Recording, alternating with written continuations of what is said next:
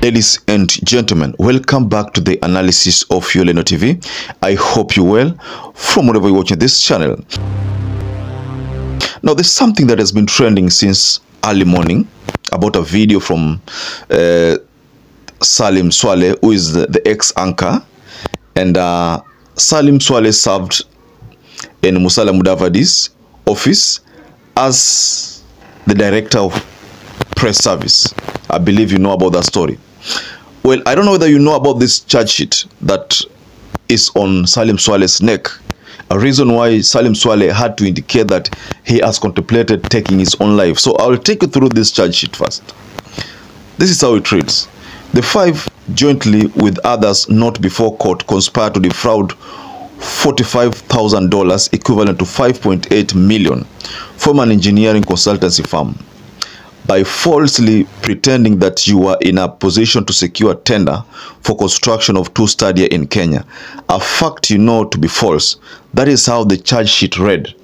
And it was a complaint here about SALIM SWALEH that there's an offense that he committed on diverse dates between June 4th and June 2022 at the Prime Cabinet's office. I wanted to listen to this video from SALIM SWALEH, but before you do that, like this video. It's so important. If you like this video, I'm so grateful for everyone who has been liking our videos. I don't take that for granted. Subscribe to our channel if you've not subscribed before, and to existing subscribers, thank you so much for your support. I wanted to pay attention to the words of SALIM SWALEH from the video that I'm sharing. Just watch this video. Good morning, Your Excellency. I hope this video finds you well. Nimesema nirekodi hii video kwa sababu nimejaribu kutafuta sana for the last couple of weeks, sijafanikiwa kukupata. I've sent several people to you to talk to you, but sijakuwa nikipata majibu yoyote. Your Excellency, you know, you've been my father figure for the longest time that I've known you. We built an unmatched trust between us. And for the last 1.5 years, I served you. I served your good office. I served you with unmatched zeal. I broke the trust. I did. And I'm so sorry about it. I'm truly remorseful about it. And the last 1 month has been so difficult for me.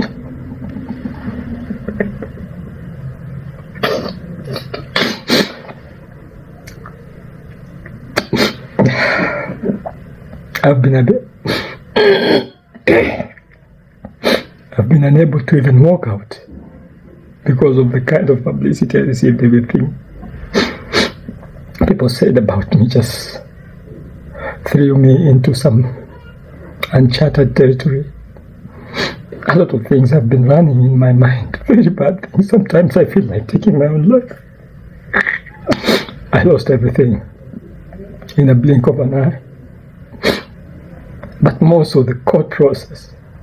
Every time we go there, lawyers are on my neck, police are on my neck. Everybody's extorting me left, right, center. They think I have a lot of money. But every time we go there, we are told the prosecution has not received any direction on what should happen to the case. And lawyers would want it to continue that way, because every session they take money from us. Police take money from us. It's end month. Bills are piling up. Salary stopped abruptly. I have loans. Please find it in your heart first to forgive me. But secondly, please help end this, so that I can pick up the small pieces that are just left and see where I can begin. With the kind of bad publicity that I got, it is almost impossible to get another place to work. Please have mercy on me. Thank you, sir. Thank you. Now, before I react on the video, there's also another statement here coming from the Prime Cabinet Secretary's office that Jacob Ngetich, the new communication boss, was appointed, and Ngetich confirmed that he had indeed left the Standard Group and was currently working in the office of the Prime Cabinet Secretary. So that is what was confirmed. So back to Salim SWALEH. You know, the position that Salim SWALEH finds himself in is suicidal, based on how he has put it. It is a position that is making him feel like committing suicide. And he has said it in that video, ladies and gentlemen. Salim SWALEH, having served in that capacity, the Director of Press Service, though a short stint, admits that he has worked with William RUTO, you know, in other areas, and also confirms that RUTO has been his father figure. But he also talks about RUTO not picking his calls. That ever since he got this into this problem, he has not successfully called William RUTO, and that is RUTO has not picked his calls ever since that time. So why do you think this is the case?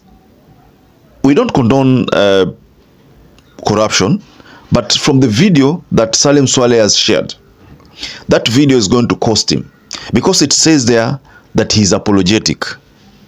The fact that he says he's apologetic is already confirming that he is guilty as charged.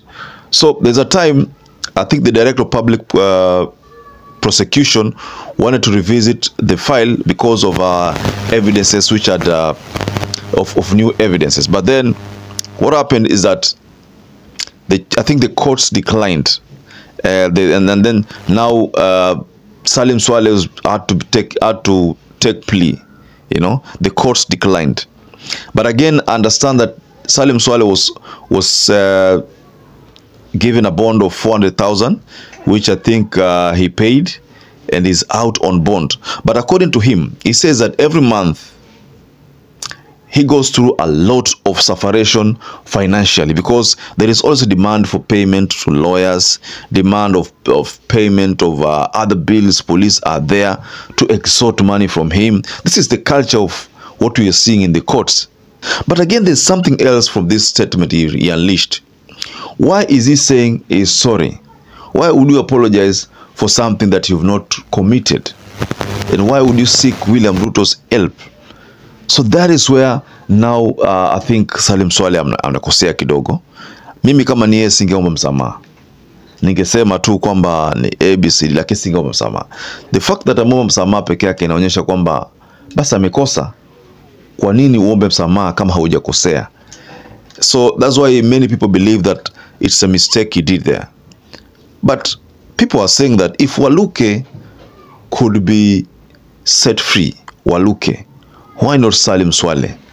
Why not just intervene there and say, you know, ABC? You see, Waluke's case was a bit political. The pressure was mounting because Waluke supported the other faction. But Salim SWALEH does not support the other faction. So the kind of pressure that would have come from Salim SWALEH haingekuwa hii ambayo imetokea saizi. But again, for someone to go to an extent of saying such words that he has contemplated taking his own life, that is not something that should be taken lightly. You know, if you've ever, you know, been at the top there with a lot of money, and then you find yourself that now you'll be forced to be like a normal pedestrian who doesn't have a car, someone who just walks. You see, maybe that's not something that you can take lightly. So that explains why maybe Salim SWALEH has been feeling suicidal, you know. And for him to go publicly and make that kind of a statement, it's not something that should be ignored. Maybe William RUTO should listen to him and probably pick his call, because according to him, he says that he worked with William RUTO. He must have been one of those people who are crafting plans for William RUTO and successful speech writing for William RUTO. And maybe that's why he thinks that he's not supposed to be taken through the problems he's going through right now. He's supposed to be, the government should be lenient on him. According to him, I think that's what he says. But RUTO has pronounced himself that he doesn't condone corruption. And if you look at the charge sheet, I don't want to talk about the charge sheet extensively because as long as the matter is in court, you're not supposed to discuss it extensively. But some bits there ni kwamba kuna mtu ni kama mambo ya kukodesha ofisi, kuna tender ya stadium. Nasikia kuna tender ya stadium sijui ni 2. So kuna kama pesa kama ile commission. Unajua ukitaka kufanya kazi kwa mfano hizi serikali venye zinafanya, ukitaka kupewa tender mpaka wazee wale. So maybe that is the case. I just suspect that could be the story, that kuna mtu alitoa pesa $4,500 dollars, which is translated to around 5 point something million Kenyan shillings. So hiyo pesa ilikuwa ni ya kuhonga, but because ilikuwa ni ya kuhonga, it emerged that kumbe hata hiyo tender haikuwa. Sasa walikuwa washakula hii pesa. So I think that is the story behind revolving around this corruption allegation. Now that's why I think RUTO does not want to associate himself with this story, because itamharibia sana. So ladies and gentlemen, what do you make of this statement coming from SALIM SWALEH? Do you agree? Do you think he should be pardoned? I've seen so many reactions. Nobody seems to be saying that he should be pardoned. Mtu akiiba ni mwizi, according to many people. That's what they are saying. Ladies and gentlemen, perhaps if you're watching this video and have not subscribed, take 1 second and subscribe, like this video. Until you catch up again, stay safe and stay blessed.